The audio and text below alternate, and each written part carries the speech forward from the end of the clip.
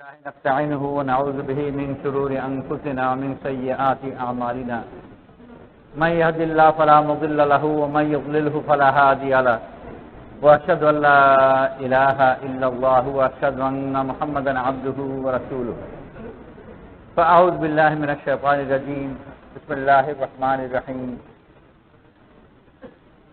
قل إن كنتم تحبون الله فاتبعوني يحببكم الله وقال رسول الله صلى الله عليه وسلم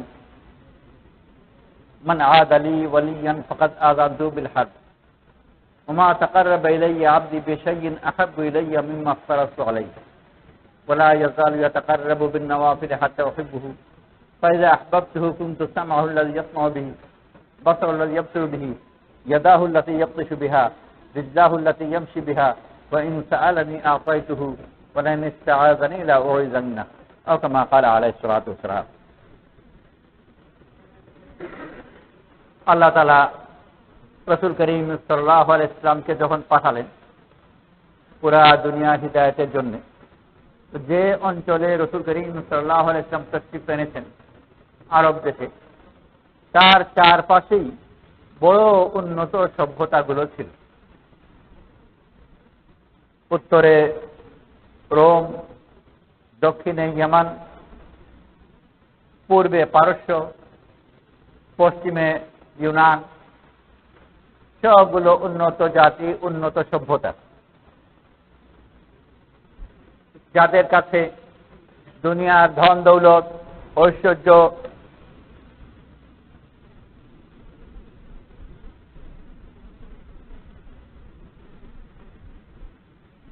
এই সভ্য জাতিগুলোর কাছে দুনিয়ার ধন দৌলত ছিল, ঐশ্বর্য ছিল, সম্পদ ছিল, আর জাগতিক জ্ঞানও ছিল। কথা শোনা যাচ্ছে? পরিষ্কার আছে? পেছনে শোনা যায় না? হাত দিয়ে ধরলে দেখি। পাশে যারা আছে একটু এইদিকে, সামনে খালি ফাঁকা জায়গা আছে, হয়তো ভালো শোনা যাবে।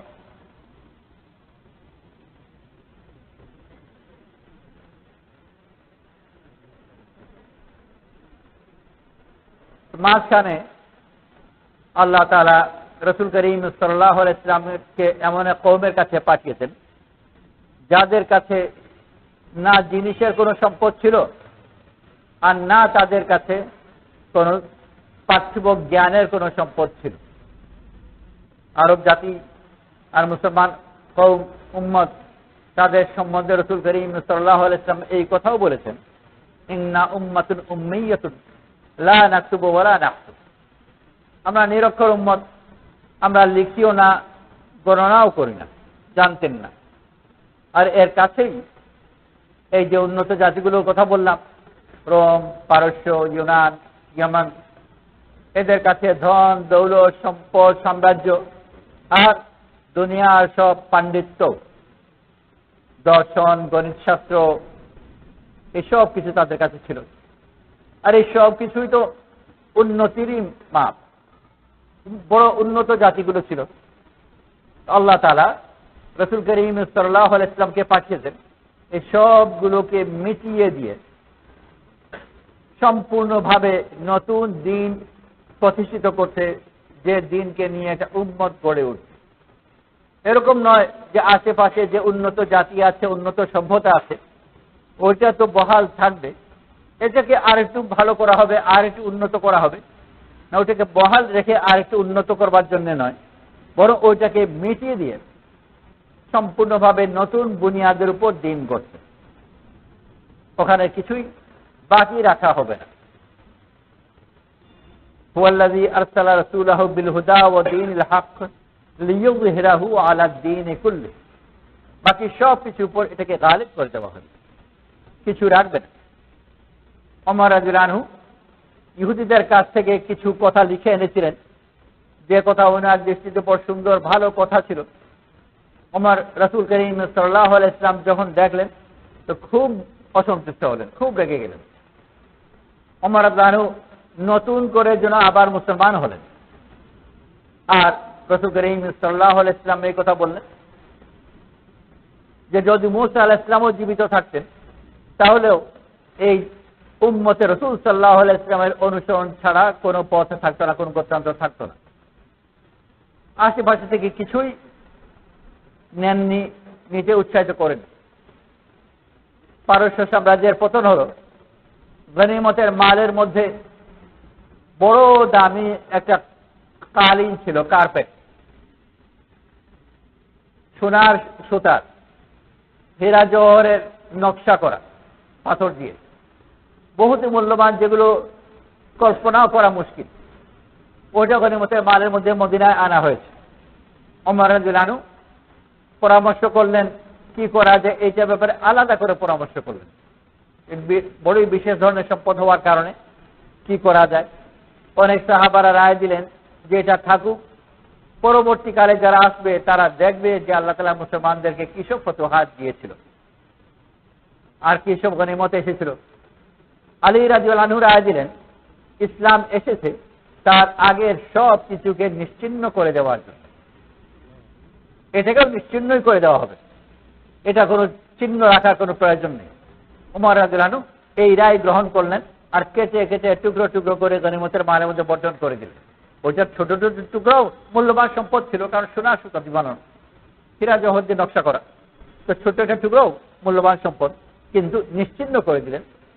তো আলী রাদিয়াল্লাহু আনহু যেভাবে বলেছিলেন ইসলাম ঠিকই তাই নিশ্চিহ্ন করে দেওয়ার জন্য এসেছে, বাকি সভ্যতাগুলোকে বহাল রেখে আর একটু উন্নত করার জন্য নয়, বরং নিশ্চিহ্ন করে দিয়ে নতুন ভাবে গড়বার জন্য। ওই যে জাতিগুলো ছিল, সভ্যতা ছিল, উন্নত জীবন ছিল, তার মধ্যে আর আল্লাহ তাআলা যে রাসূল করিম সাল্লাল্লাহু আলাইহি ওয়াসাল্লামকে যে দ্বীন পাঠিয়েছেন তার প্রধান পার্থক্যটা কোথায়, যে একেবারে নিশ্চিহ্ন করে দিতে হবে, রাখাই যাবে না। বড় মৌলিক, বড় বুনিয়াদী পার্থক্য আছে।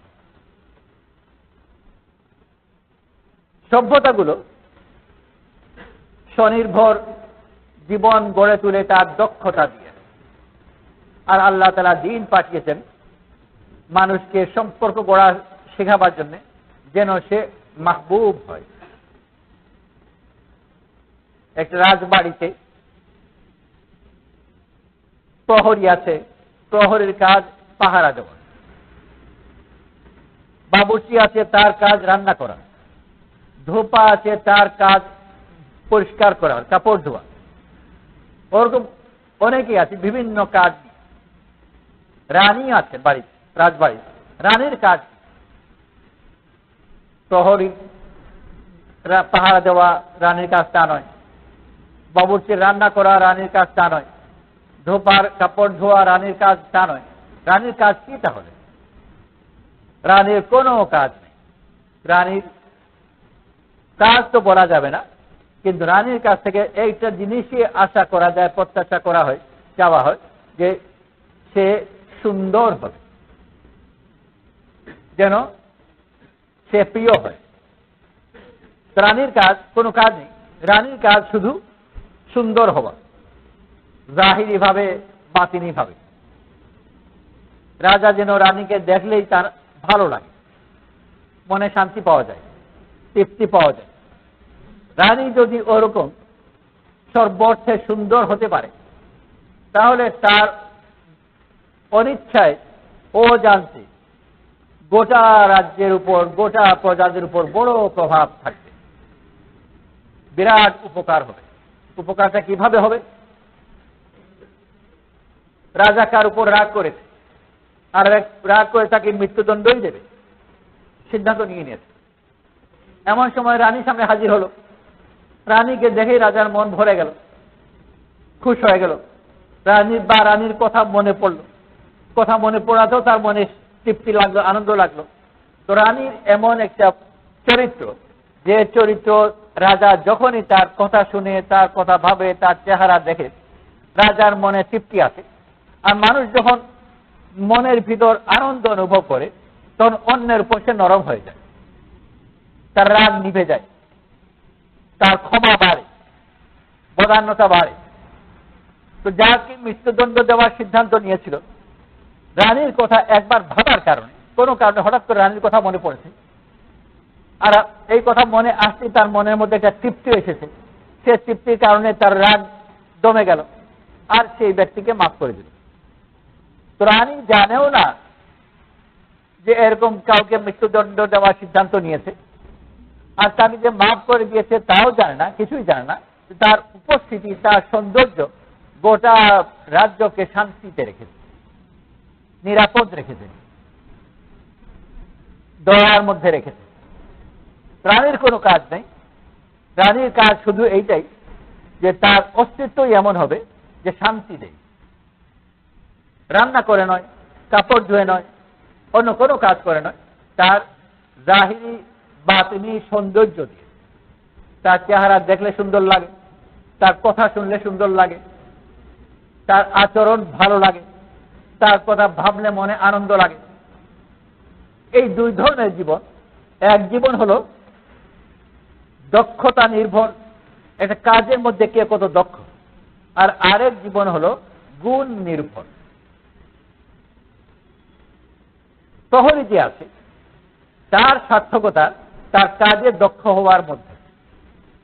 বাবুর্চি তার সার্থকতা, তার পূর্ণতা তার কাজে দক্ষ হওয়ার মধ্যে। বড় ভালো রান্না করতে পারে সেই বাবুর্চি বা বাবুর্চিরা, তারা সুন্দর কি অসুন্দর এটা কোনো বিবেচনার বিষয় নয়। বিবেচনার বিষয় হচ্ছে সে তার কাজে দক্ষ কিনা। ধোপা যে কাপড় ধোয়, ধোপার ব্যাপারেও সে সুন্দর না অসুন্দর, তার কণ্ঠস্বর ভালো কিনা, তার কথা শুনতে ভালো লাগে কি না লাগে, কোনোটাই নয়। বাস একটাই বিচার যে তার কাজে সে দক্ষ কিনা। এর মোকাবেলায় রানীর তো কোনো কাজই নেই, দক্ষতার প্রশ্নই উঠে না। ওর একমাত্র দাবি তার কাছে সে যেন গুণী হয়, যে গুণের কারণে ওর চর্চা, ওর কথা ভালো লাগে। প্রথম তো রাজা ও রানীর কারণে মনে শান্তি অনুভব করবে। রাজা যদি নিজের মনে শান্তি অনুভব করে তাহলে প্রজাদের উপর সে দয়া করবে, নিষ্ঠুর হবে না, জালিম হবে না। ধীরে ধীরে রানীর এই গুণের প্রভাব আর উপকারিতা গোটা রাজ্যে ছড়িয়ে যাবে, কিন্তু রানীর ওটা জানবারও কথা না। ওইভাবেই এটা রাজ্যের মধ্যে অনেক লোক আছে।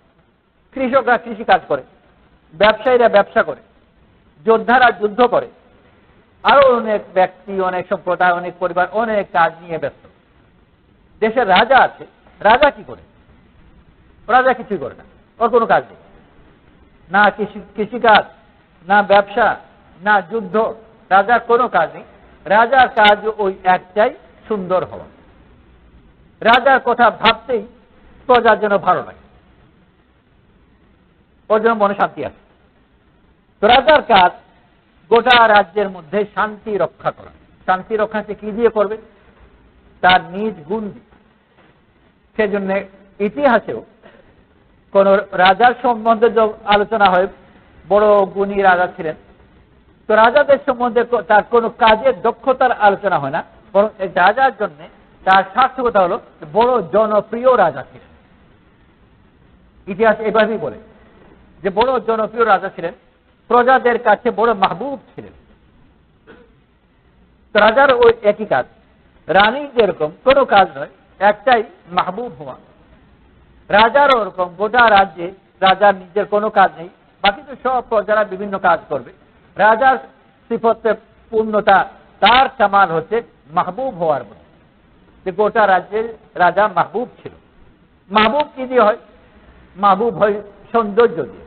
সৌন্দর্য শব্দটাকে একটু ব্যাপকভাবে ব্যবহার করা, শুধু তার চেহারা সৌন্দর্য নয়, তার আচরণের সৌন্দর্য, তার মনের সৌন্দর্য, তার বিচারের সৌন্দর্য, সব কিছুর মধ্যে যেন এমন সৌন্দর্য থাকে যে ওটা ছড়িয়ে যায় আর ভালো লাগে। আল্লাহ তাআলা মানুষকে দিন দিয়েছেন যেন সে সুন্দর হয়। দক্ষতা তাকে যে কোনো কাজ হবে, মানুষের কামাল দক্ষতার মধ্যে না, মানুষের কামাল সৌন্দর্যের মধ্যে। যেরকম রাজার কামাল, রানীর কামাল কোন কাজের দক্ষতার মধ্যে নয়, সৌন্দর্যের মধ্যে, সেজন্য মাহবুব হয়। দক্ষতা এটা মানুষের কামালের জিনিস নয়, এটা জীব জগতের কামালের জিনিস। জীব জগতে প্রত্যেকটা জীব তার নিজ দক্ষতার দাবিতে টিকে থাকে। বাঘ শিকারে খুব দক্ষ, যদি বাঘ শিকারে দক্ষ না হয় তাহলে বাঘ বাঁচতেই পারবে না, কারণ বাঘের জীবন দক্ষতা নির্ভর। ও নিজ দক্ষতাতে শিকার করবে, খাবে। রাজার জীবন তা নয়। রাজার নিজের শিকার করবার দরকার নেই, চাষাবাদ করবার দরকার নেই, বীজ বপন করার দরকার নেই, কোনো কাজের দরকার নেই। রাজা যদি প্রিয় হয়, গোটা দেশের প্রজারা তার খাওয়ার বন্দোবস্ত করবে। আর এর মোকাবেলায় রাজা যদি বড় দক্ষ হয়, শিকারী হোক আর যে কাজই হোক, কিন্তু যদি সে প্রিয় না হয় তার নিজ গুণের কারণে, তাহলে ওই দেশের প্রজারাই বিদ্রোহ করবে এবং তাকে হত্যা করবে। তো রাজার অস্তিত্ব দক্ষতা নির্ভর নয়, সে দক্ষতা দিয়ে টিকে নেই, সে তো টিকবে তার সৌন্দর্য দিয়ে, মাহবুব হয়। ওই যে আশেপাশে চারপাশে যে সভ্য জাতিগুলো ছিল, সভ্য জাতির বৈশিষ্ট্য বা সভ্যতার বৈশিষ্ট্য হচ্ছে স্বনির্ভর জীবন গড়তে চায় তার দক্ষতা দিয়ে। সব জমানায় বর্তমানেও তাই। একটা ব্যক্তির কামাল, সমাজের কামাল, জাতির কামাল দক্ষতা দিয়ে স্বনির্ভর জীবন গড়া। দক্ষতাও জীবজন্তুর বৈশিষ্ট্য, আর স্বনির্ভর জীবনও জীবজন্তুর বৈশিষ্ট্য। বাঘ নিজ দক্ষতার উপর সে টিকে আছে, সে দক্ষতা দিয়ে তার শিকার করে খায়, আর সে স্বনির্ভর, অন্য কেউ তাকে শিকার করে খাওয়ায় না। যেদিন তার দক্ষতা থাকবে না, শিকার করতে পারবে না, সেই দিন বাঘ উপবাসে মরবে। যদিও তাকে বনের রাজা বলা হয়, কিন্তু সব বনের রাজা মরে উপবাসী। এই জন্য যে যখন বাঘ আর শিকার করতে পারে না, দুর্বল হয়ে যায়, তখন সে শিকার করতে না পারার কারণে উপবাসে মরে, আর ওকে কেউ খাওয়াবে না, কারণ তার কোনো সম্পর্ক নেই। তারই জায়গায় তারই ছেলে রাজা হয়ে যাবে, কিন্তু সেই রাজা তার নিজের ছেলে যদিও, সে শিকার করে বাঘকে একটা অংশ দেবে না, কারণ জীবজন্তুর বৈশিষ্ট্য নয় যে সম্পর্ক দিয়ে টিকা, তার বৈশিষ্ট্য হচ্ছে দক্ষতা দিয়ে টিকা। এই জন্য তারা জীব জগতে নানান ধরনের দক্ষতা রেখেছেন, যেগুলো মানুষ দেখে অবাক হয়ে যায়, যে তার সৃষ্টিগত ভাবে দেওয়া। বাবুই পাখি এমন বাসা বানাতে পারে যে মানুষ কখনো পারবে না। তো দক্ষতা জীব জগতের জিনিস। প্রত্যেক জীব তার নিজ দক্ষতা দিয়ে টিকে আছে। সভ্য জাতিগুলো জীবনকে উন্নত করতে চায় দক্ষতা দিয়ে, আর দক্ষতা দিয়ে জীবনকে যত উন্নত করবে, যত বেশি সে স্বনির্ভর হবে, তত বেশি সে সম্পর্ক হারাবে। সম্পর্ক আর মাহবুবিয়ত আর দক্ষতা প্রায় পরস্পর বিরোধী জিনিস। আল্লাহ তাআলা আম্বিয়া আলাইহিস সালাতু ওয়াস সালামকে পাঠিয়েছেন দুনিয়ার মানুষকে দাওয়াত দেওয়ার জন্য, সে যেন সুন্দর সম্পর্ক গড়ে। মানুষের জীবন দক্ষতা নির্ভর নয়, স্বনির্ভর নয়, মানুষের জীবন সম্পর্ক নির্ভর। এটাই মানুষের বৈশিষ্ট্য। আর আল্লাহ তাআলা মানুষকে জীবন এইভাবেই দিয়েছেন। এই জন্য মানুষের বাচ্চা প্রায় 10 বছর বয়স পর্যন্ত ও নিজের চেষ্টা করলেও পারবে না, আর অনেকদিন পর্যন্ত, তো জন্মের অনেকদিন পর্যন্ত ও নিজে কিছুই করতে পারে না। ওর মা ওকে এনে ওর কাছে এসে খাওয়ায়, এমনকি প্রায় 8-10 বছর বয়স হয়ে যায়, নিজে ভালো করে খেতেও পারে না, গোসল করতে পারে না, কিছু করতে পারে না, অন্যের সাহায্যের প্রয়োজন। আবার বয়স হয়ে যায়, বৃদ্ধ হয়ে যায়, আবার কত বছর জানি অন্যের উপর নির্ভরশীল থাকে। জীব জগতে তা নেই। যে বাড়িতে একটা ছেলের জন্ম হলো, ওই বাড়িতে গরুও বাচ্চা দিল, গরুর বাচ্চা দিয়ে গরুর বাচ্চা কিছুক্ষণের মধ্যেই দাঁড়িয়ে যায়, আর নিজেই খুঁজে বের করে তার জন্য দুধ কোথায়। মা এসে তার মুখে দুধ দেয় না, সে গিয়ে মায়ের বাটি দুধ খায়, আর কিছুদিন পর দৌড়াদৌড়ি করে। আর যতক্ষণ পর্যন্ত এই বাচ্চা এখনো বাচ্চা, ততদিনে ওই গরুর বাচ্চা বড় হয়েছে, নিজে আরেক বাচ্চা দিয়ে দিয়েছে। বড় দ্রুত সে বড় হয়, আর প্রথম দিন থেকেই সে নিজের প্রয়োজন নিজে করতে পারে, নিজেই গিয়ে দুধ খুঁজে বের করতে পারে। আর একটু বড় হয়ে যাওয়ার পরে সে বাইরে গিয়ে ঘাসও খেতে পারে। খাওয়ার মধ্যেও গরুর বাচ্চা, ছাগলের বাচ্চা, এগুলো তার খাদ্য ও খাদ্যর বিচার নিজেই করতে পারে। বিছুটি পাতা খাবে না, তামাক খাবে না, খাদ্য খাবে। আর মানুষ এমনই যে হামাগুড়ি দেওয়া বাচ্চা হাতের কাছে যা পায় তাই খায়। মুখ, মাটি, পাথর, কাগজ যা পড়ে আছে, স্যান্ডেল একটা ওখানে পায়, তা তুলে মুখে চুষে আরম্ভ করে। বদনাম ছাগলে করে কিনা খায়, কিন্তু ছাগল তার অখাদ্য খায় না, অখাদ্য মানুষ শুধু খায় বড় হয়ে যাওয়ার পরেও। কারণ মানুষের জীবনই এরকম যে অন্যের সাহায্যে তার প্রয়োজন। ছোট বাচ্চা খাবে কি না খাবে অন্যরা তাকে দেখিয়ে দেবে। ও যদি মুখের ভিতর ঢুকিয়ে দেয়, মুখের ভিতর থেকে বের করতে হবে। বড় হয়ে যাওয়ারও তার প্রয়োজন। আল্লাহ তাআলা আম্বিয়া আলাইহিস সালাতু ওয়াস সালামকে পাঠিয়েছেন ওই ইলম দিয়ে, ওই হিদায়াত দিয়ে, পথে দিয়ে, যে পথে সে মাহবুবিয়ত অর্জন করে। বলে ইন কুনতুম তুহিব্বুনাল্লাহ ফাত্তাবিউনি ইউহিব্বুকুমুল্লাহ। মানুষের কামাল মাহবুব হওয়ার মধ্যে, মানুষের কামাল দক্ষ হওয়ার মধ্যে নয়। আর সব সভ্যতাগুলো বড় মারাত্মক ভুল করে সে দক্ষতামুখী জীবনের দিকে যাচ্ছে, মনে করে দক্ষতার মধ্যে তার কামাল। আর ঠিকই সাময়িকভাবে তার কাছে ধাঁধা লাগে, মনে হয় যে আমি দক্ষতা দিয়ে বড় কামাল অর্জন করেছি, কিন্তু সম্পর্ক না থাকার কারণে এই দুনিয়াতেই সে বড় লাঞ্ছিত জীবন বাস করে। আমাদের দেশে কিছু কিছু আসতে লেগেছে, কিন্তু অন্যান্য দেশে অনেক বেশি। বৃদ্ধ নিবাস, ঢাকা ধানমন্ডিতে একজন রিটায়ার্ড অফিসার, ঢাকাতে ওরকম বৃদ্ধ নিবাসীরা বানাবার জন্য খুব উদ্যোগী ছিলেন। এক সময় আমি যে মসজিদে নামাজ পড়তাম, উনি ওই মসজিদে নামাজ পড়তেন। উনি একজন রিটায়ার্ড ডাক্তার। ডাক্তার হিসেবে উনি দেখেছেন যে অনেক লোক বয়স্ক হয়ে যায়, তাদের যত্ন টত্নর অভাব হয়। যেরকম বৃদ্ধ নিবাস থাকে, যেখানে সরকারের পক্ষ থেকে বা অন্যান্য প্রতিষ্ঠানের পক্ষ থেকে যত্নের বন্দোবস্ত থাকবে, তো বৃদ্ধরা ওখানে গিয়ে থাকবে ইত্যাদি। ইউরোপে যেরকম হয়, আমেরিকাতে যেরকম হয়, আমাদের দেশেও যেন ওরকম হয়। উনি ওখানে উদ্যোগ করেছেন। সম্ভবত ওনার বানানো বৃদ্ধ নিবাসীটা হয়েও গেছে। আমি সুযোগ করে ওনাকে বাধা দিতাম যে এই বৃদ্ধ নিবাস এটা মুসলমান সমাজের জিনিস নয়, এটা তো অমুসলমান সমাজের জিনিস। মুসলমান সমাজে ওই বৃদ্ধ নিবাসে থাকবে না, সে তার আপন জনের কাছে থাকবে শেষ মুহূর্ত পর্যন্ত। মুসলমানরা এই সমাজের ভিতরেই, মুসলমানরা আর অমুসলমানের মধ্যে পার্থক্য আছে। মুসলমান শেষ মুহূর্ত পর্যন্ত তার ঘরে থাকবে, বিছানায় থাকবে, যত্নের মধ্যে থাকবে, তার মুখে পানি দেবে, জমজম দিয়ে যা পারে। কাছে অন্য সম্প্রদায় মৃত্যু বেশি কাছে ঘনিয়ে গেলে ঘর থেকে বের করে নিয়ে তুলসী তলায় রাখবে, ওখানে গিয়ে মরো। বর্তমান আধুনিক সভ্যতার তুলসী তলা হচ্ছে বৃদ্ধ নিবাসগুলো। বাড়ি থেকে বের করে দেবে, আর বৃদ্ধ নিবাসে গিয়ে এখন তুমি মরো।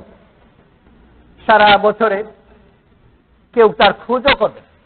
বড় অবহেলার জীবন যে এই বৃদ্ধ নিবাসে বর্তমানে এত চূড়ান্ত অবহেলার মধ্যে আছে। সে একসময় যখন তার দক্ষতা ছিল, বড় কদর ছিল। হয়তো খুব নাম করা সার্জন একজমানা, নাম করা যে কোনো কিছু খুব কদর ছিল, কিন্তু এখন তার দক্ষতা নেই। আর জীবন সম্পর্ক নির্ভর নয়, দক্ষতা নেই, এখন সে অবহেলিত। ওই বাঘের মতোই দক্ষ যখন ছিল তো গোটা বনে তার দাপট ছিল, দক্ষতা নেই, এখন সে অবহেলিত, উপবাসে মরছে। তো মানুষ যদি সম্পর্ক সুন্দর না করে আর দক্ষতা নির্ভর জীবনকে গড়ে, দক্ষতা একসময় থাকবে না। যেরকম বললাম যে যত বড় সার্জনই হোক, যদি বয়স বেশি হয়ে যায় হাত কাঁপবে আর সে অপারেশন করতে পারবে না। যত বড় উকিলই হোক, বয়স হয়ে যাবে, তার বুদ্ধিও তেমন কাজ করবে না, আর উকিল জেরাবার করতে পারবে না। তো সবার তার দক্ষতা চলেই যাবে, এটাই নিয়ম। কিন্তু যদি সম্পর্ক নির্ভর জীবন হয়, তার কদর কমবে না, বরং বাড়বে। আর যদি দিন থাকে তো দেখা যায় যখন তার দাপট ছিল তখন ছেলেরা তত উনাকে মানেনি, আর এখন যখন দুর্বল অসুস্থ তো ছেলেরা বহুত বেশি মানে। এমনকি দিনই জীবন যদি থাকে তাহলে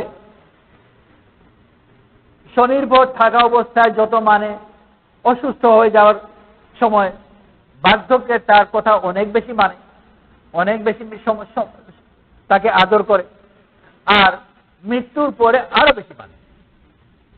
দুনিয়াতে কথা বলে গেছিল ছেলেরা মানেনি, কিন্তু মৌতের পরে ছেলেরা খুব মানে। না আব্বা বলেছিল, হায়াতে মানেনি, কারণ সম্পর্ক থাকার কারণে ও যত দূরে চলে যাবে তার কথার কদর তত বেশি বাড়বে, তারও কদর বাড়বে।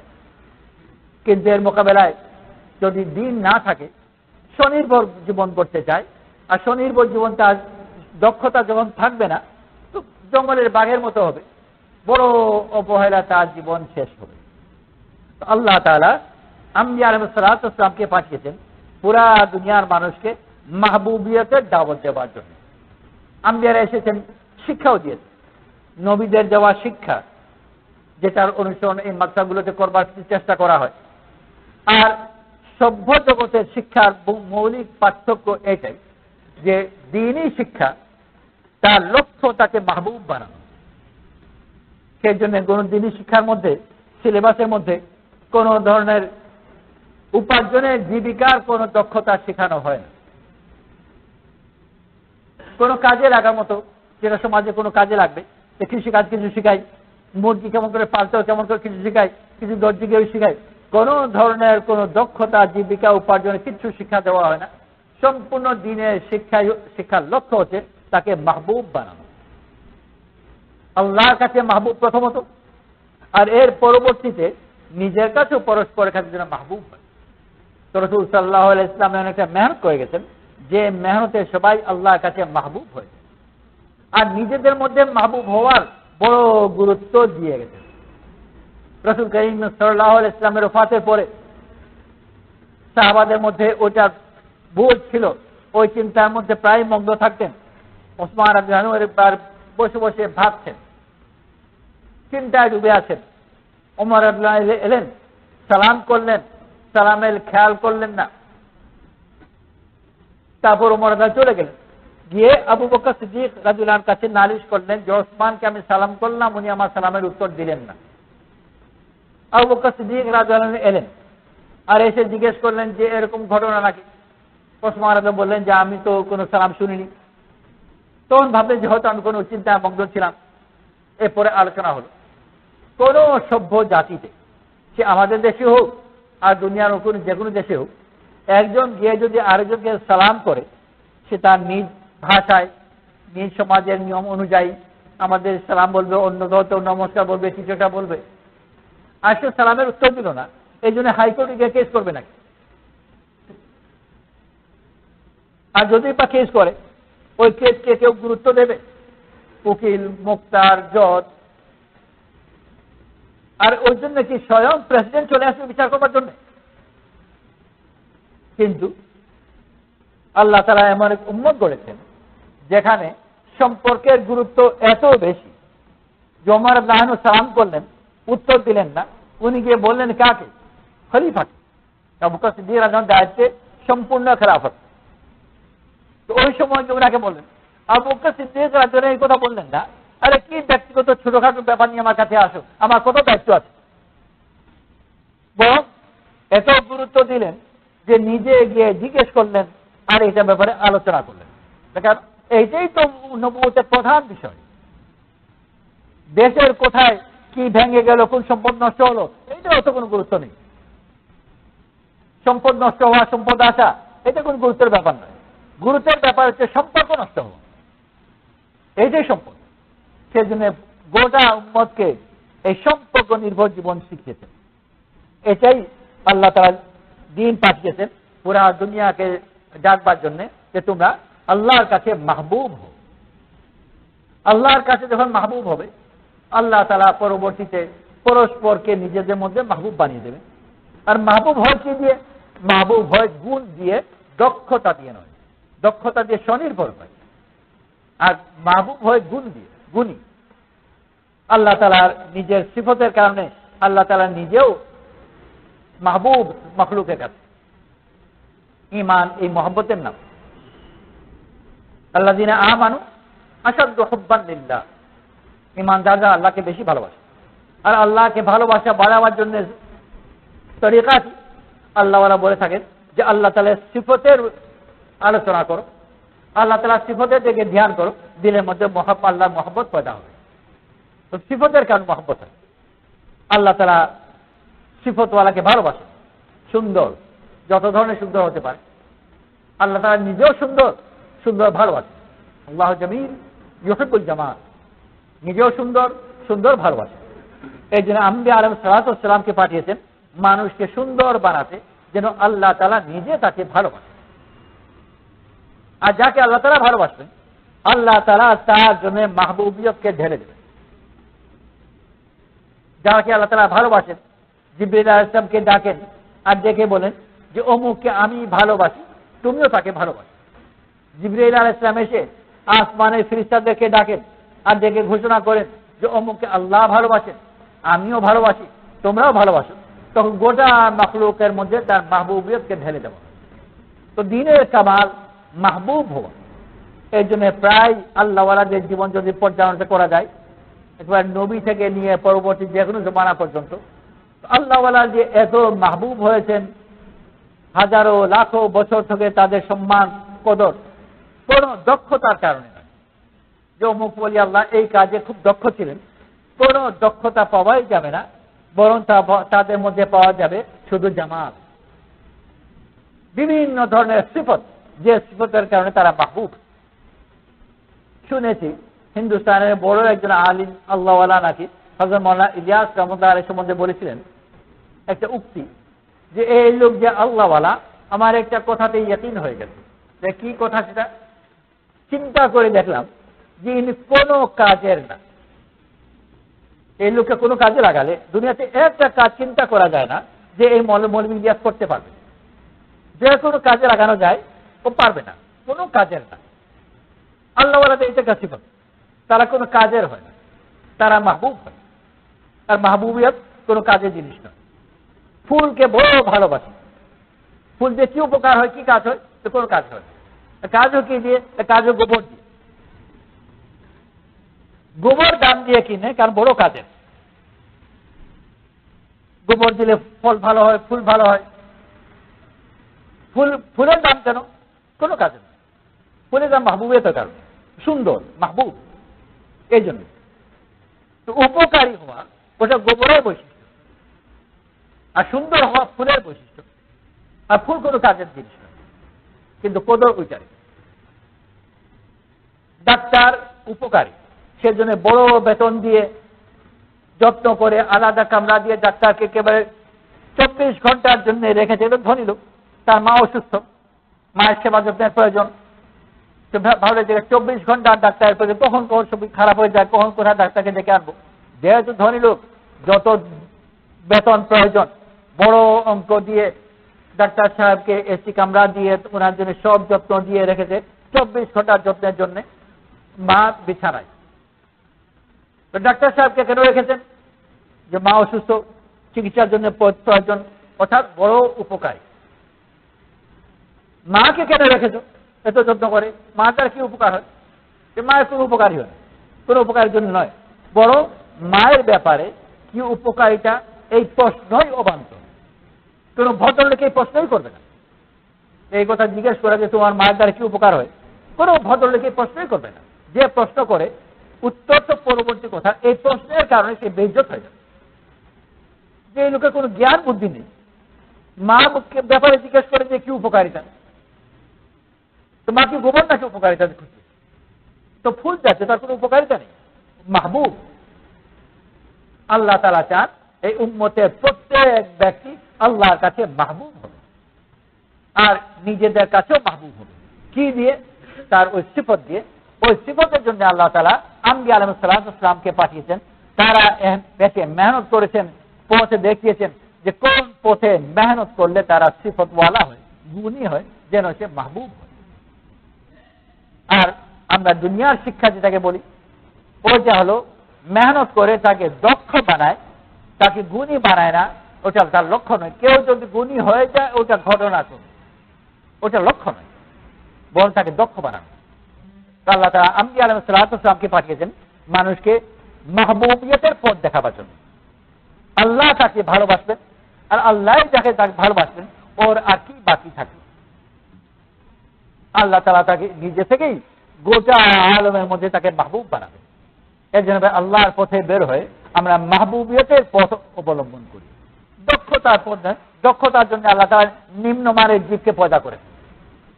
যে কাজে বড় দক্ষ হবে ওটা জীবজন্তুর বৈশিষ্ট্য, মানুষের বৈশিষ্ট্য গুণী হওয়া, মাহবুব হওয়া।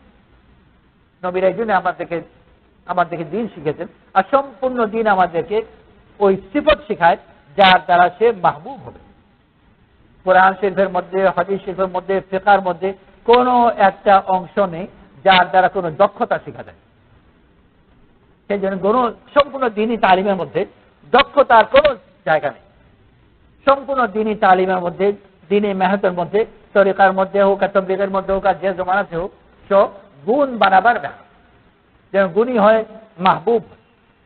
তাহলে তো আমাদের সবাইকে তৌফিক নসিব করুক আমরা এই মাহবুবিয়তের পথের পথিক।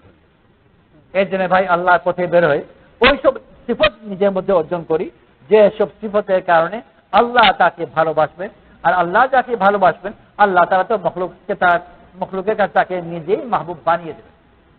তাই আর ইনশাআল্লাহ আল্লাহ আমাদের সবাইকে তৌফিক নসিব করুক।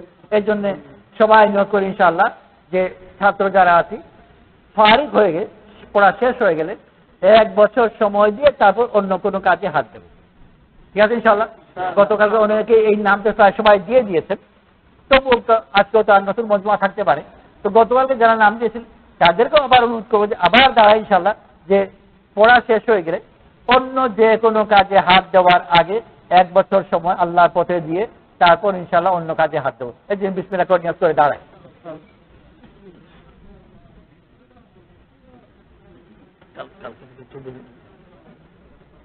জাযাকুমুল্লাহ।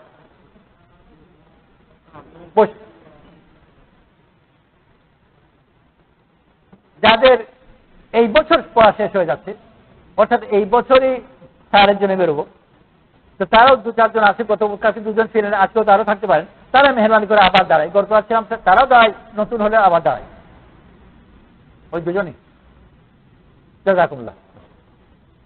বাকি যারা সালের জন্য নিয়োগ করেছি মোটামুটি জানা আছে, তবুও আবার বাইরে গিয়ে ক্লাস হিসাবে হোক আর হোস্টেল হিসাবে হোক আবার নামগুলো লিখে নিই, জানা আছে, আবার এটা দৌড়ানো হয়ে গেল। মেহরবানি করে যারা যারা নিয়োগ করেছি যে পড়ার শেষে সাল লাগাবো, আবার বিসমিল্লাহ করে দাঁড়ায়।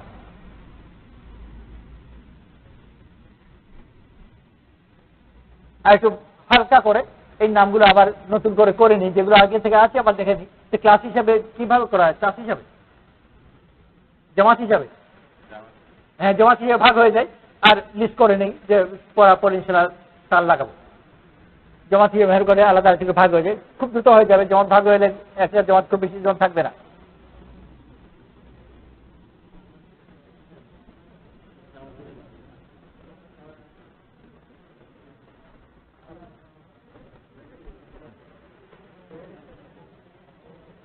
ঘড়ি